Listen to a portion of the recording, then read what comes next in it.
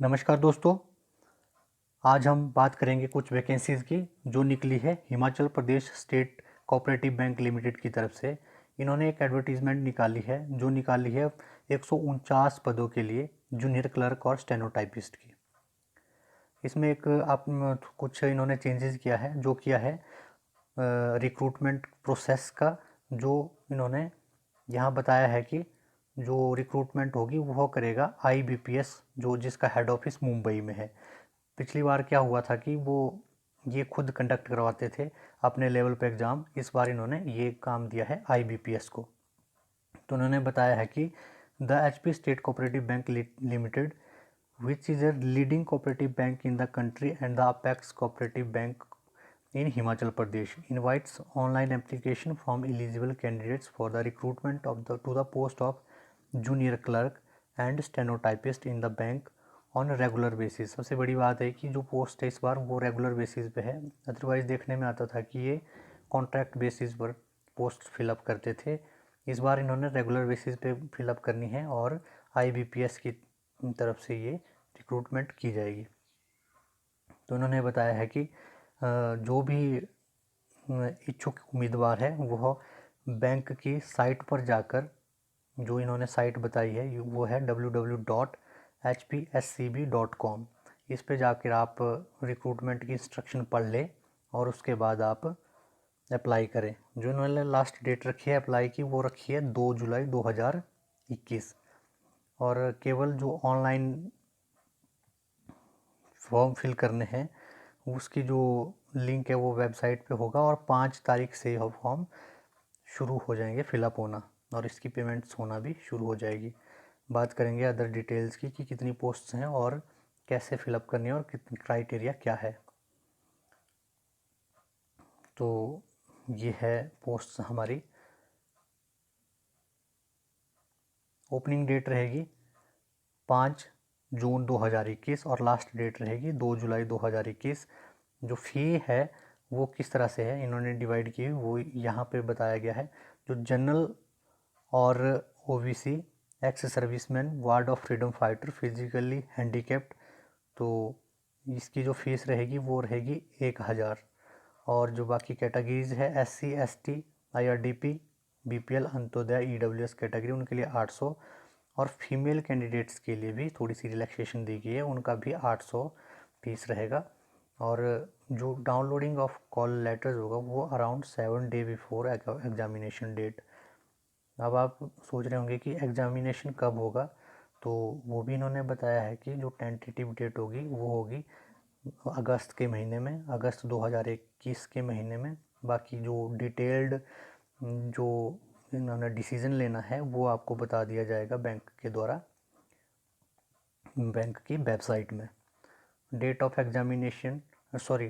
Declaration of result for online examination, तो ये बताते हैं कि 15 दिन के बाद जब आपका एग्ज़ाम होगा तो उसके 15 दिन के अंदर अंदर ये रिजल्ट अनाउंस कर देंगे।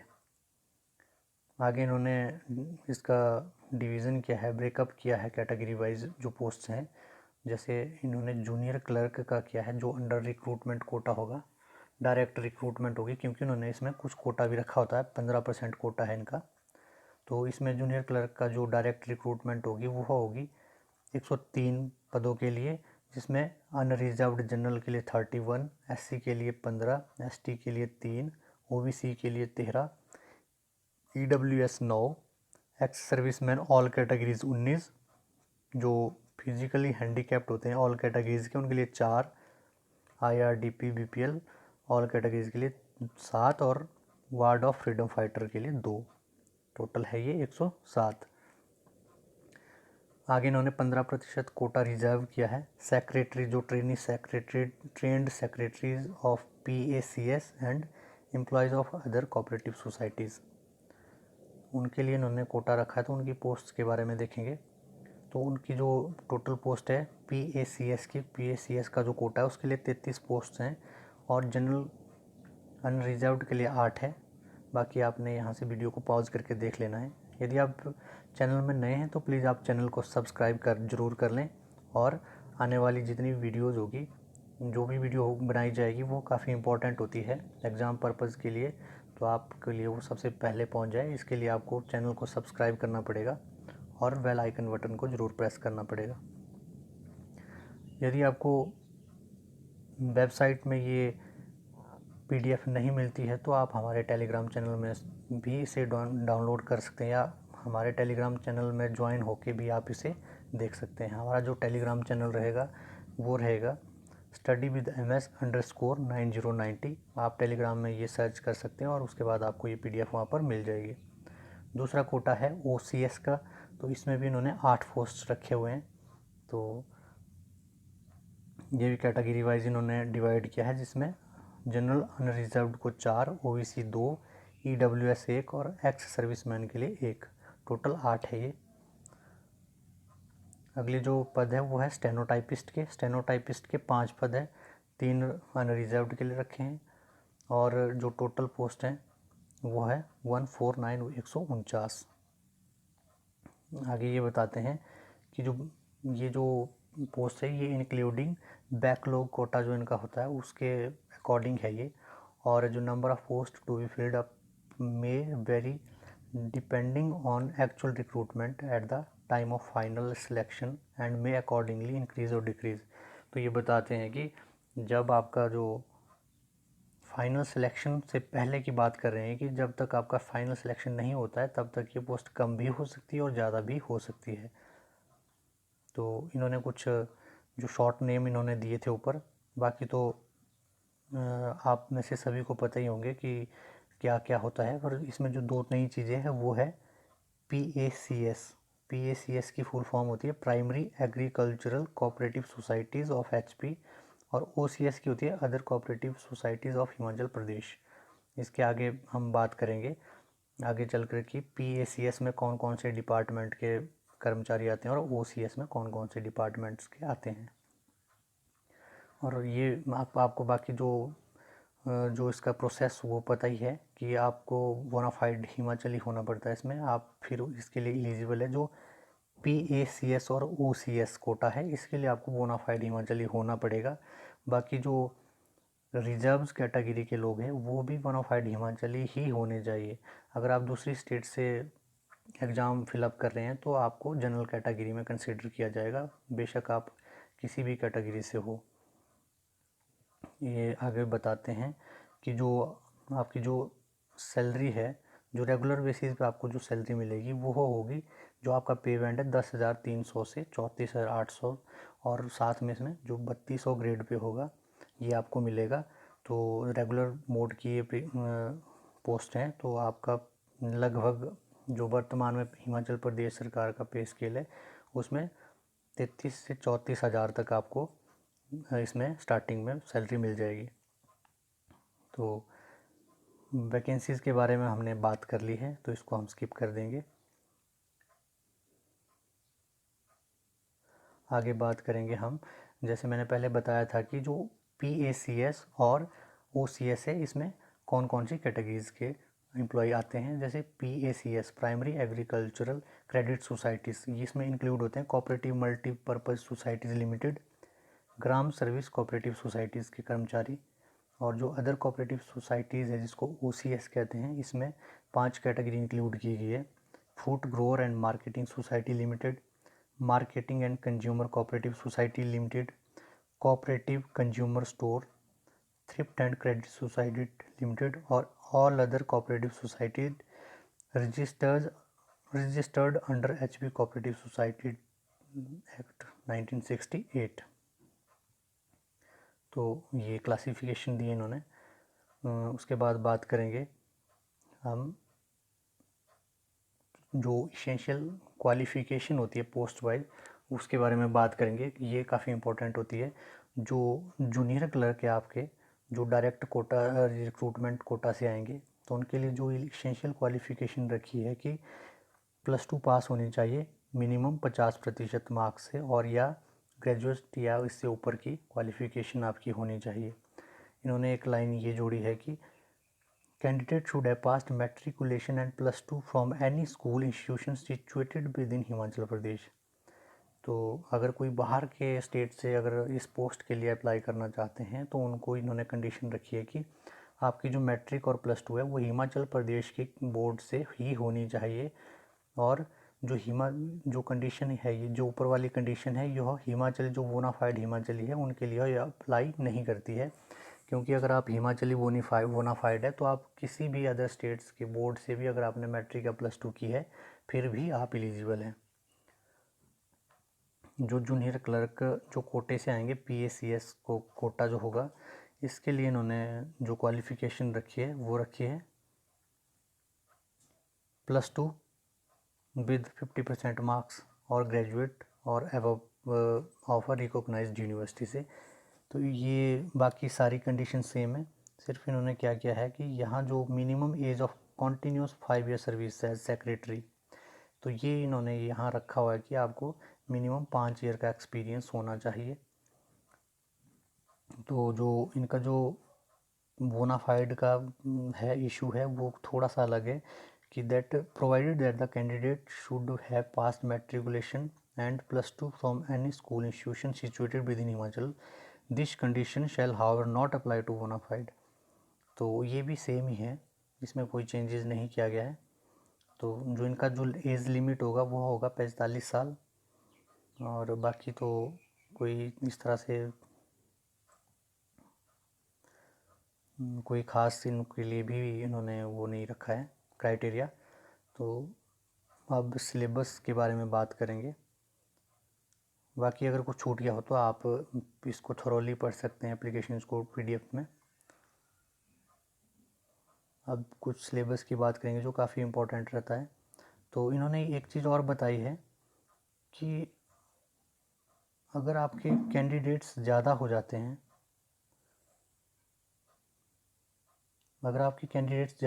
हैं, तो उन्होंने बताया कि आपका जो एग्ज़ाम है वो 2 फेसेस में कंडक्ट किया जाएगा, प्रीलिमिनरी एग्जामिनेशन और मेन एग्जामिनेशन में।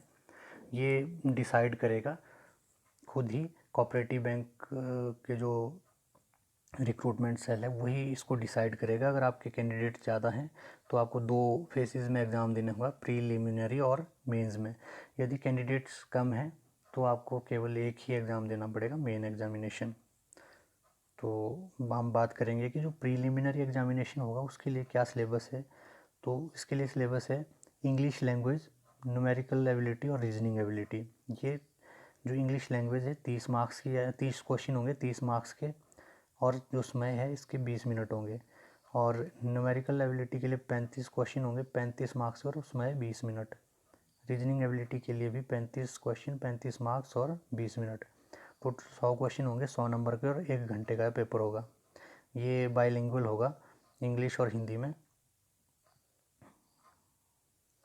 और इन्होंने एक नोट दिया है इसके लिए कि candidates up to 10 times of vacant post in the junior clerk category and 20 times of vacant post in the stenotypist category will qualify to appear the main examination. तो वही बात है कि अगर आप कैंडिडेट्स ज़्यादा है तो आपका प्री एग्ज़ाम लिया जाएगा, एग्जामिनेशन लिया जाएगा, जिसमें 10 गुना जो लोग हैं जूनियर क्लर्क के लिए आपको सिलेक्ट किया जाएगा मेन एग्जामिनेशन के लिए। स्टेनोटाइपिस्ट के लिए 20% लोगों को। फिर उसके बाद मेन एग्जामिनेशन होगा, इसमें जो रीजनिंग होगी वो 40 क्वेश्चन आएंगे और 20 मार्क्स के होंगे, और 30 मिनट का ही पेपर होगा। 30 मिनट इसके लिए दिए जाएंगे। न्यूमेरिकल एबिलिटी के लिए 40 क्वेश्चन 20 मार्क्स के, इंग्लिश में 40 क्वेश्चन 20 मार्क्स के, और इसमें एक चीज़ और जोड़ी है इन्होंने, जनरल अवेयरनेस। ये 50 क्वेश्चन आएंगे 25 मार्क्स के, और टोटल क्वेश्चन होंगे 170, और ये 85 मार्क्स के होंगे। हाफ मार्क्स का एक क्वेश्चन होगा, और 120 मिनट 2 घंटे का इसमें टाइम दिया जाएगा। और इसमें नीचे इन्होंने लिखा है कि general awareness will also include 25% question about HP general knowledge. 25%, अगर 50 प्रश्न है आपके तो उसमें 12 या 13 क्वेश्चन आपके general knowledge HP general knowledge के होंगे। उसके बाद बात करेंगे जो PACS और OCS का है, उसमें क्या सिलेबस रहेगा। उसमें भी reasoning, numerical ability, English, general awareness, ये भी सेम रहेगा। और इसमें थोड़ा सा चेंज किया उन्होंने कि out of 50 question of general awareness, 25 question will be from banking including cooperative banking, and 25 question will include question on general awareness and question about HP general knowledge. तो ये था, इसमें इन्होंने बात की है कि candidates up to 3 times of vacant post in the case of junior clerk and junior clerk PACS OCS quota category will qualify to appear for scrutiny of documents. जब आपका मेन एग्जामिनेशन हो जाएगा तो उसके 3% जो लोग हैं वो जाएंगे स्क्रूटनी के लिए, जो डॉक्यूमेंट की स्क्रूटनी होती है। बोलने का मतलब ये है कि अगर पोस्ट एक है तो 3 लोग उस पोस्ट के लिए डॉक्यूमेंटेशन के लिए जाएंगे, जो हर इसके लिए होता है, एग्जामिनेशन के लिए होता है। इसके बारे में ज़्यादा सोचने की ज़रूरत नहीं है क्योंकि आपको पहले से ही पता होता है। अब बात करेंगे कि जो pattern of the examination which will be conducted online shall be as follows. जो सिलेबस होगा उसके बारे में बात करेंगे कि कैसे कैसे इसका सिलेबस। पहले जो बात होगी वो होगी, जो ये एग्ज़ाम होगा ये ऑनलाइन बेसिस पे होगा, और जो सिलेबस रहेगा वो रहेगा the level of examination and syllabus for examination shall be in accordance with the minimum level of educational qualification criteria provided for the post. The minimum level of education qualification for the post of junior clerk stenotypist is +2। जो आपका जो syllabus रहेगा वो +2 level का रहेगा, और जो total marks of face 1 जो प्रिलिमिनरी एग्जामिनेशन है वो 100 नंबर का, ये पहले ही बता दिया गया है, ये आपको सब पता है। Merit of written examination test, the overall minimum qualification marks in the online examination shall be 45%। आपको मिनिमम 45% मार्क्स लेने ही पड़ेंगे, तभी आप क्वालिफिकेशन के लिए एलिजिबल होंगे। अगर आपके इससे नीचे के मार्क्स है तो आप ऑटोमेटिकली बाहर हो जाएंगे।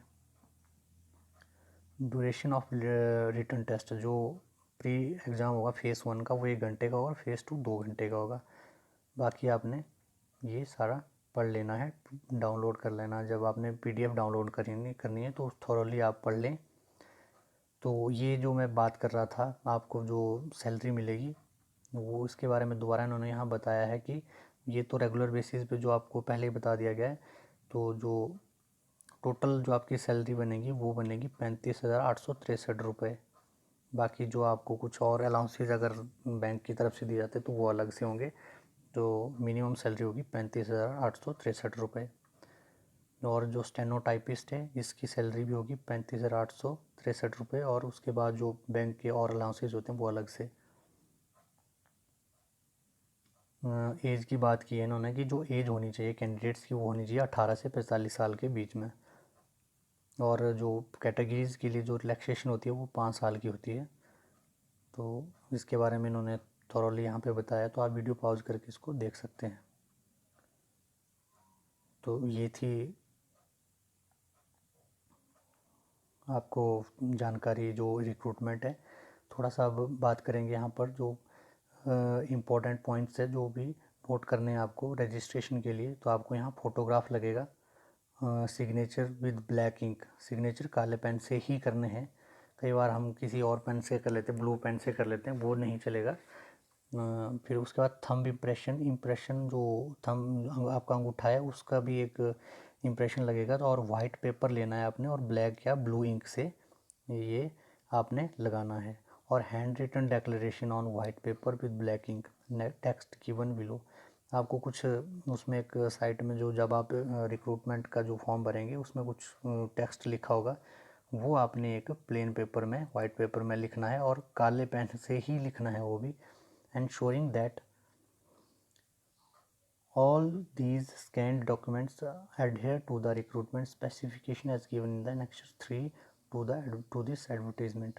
आपने जब भी फॉर्म फिल करना तो ढंग से देख लेना है कि क्या है क्या नहीं है, कहीं गलत ना करना है। जो सिग्नेचर करने हैं तो वो कैपिटल लेटर में नहीं होने चाहिए, ये भी आपने ध्यान रखना है। और जो थंब इम्प्रेशन है वो भी स्कैंड होना चाहिए प्रॉपरली। बाकी आपने ये सारा देख लेना है। तो ये थी आज की बड़ी अपडेट, और मिलते हैं किसी अगली वीडियो में नए टॉपिक के साथ। तब तक के लिए थैंक यू सो मच।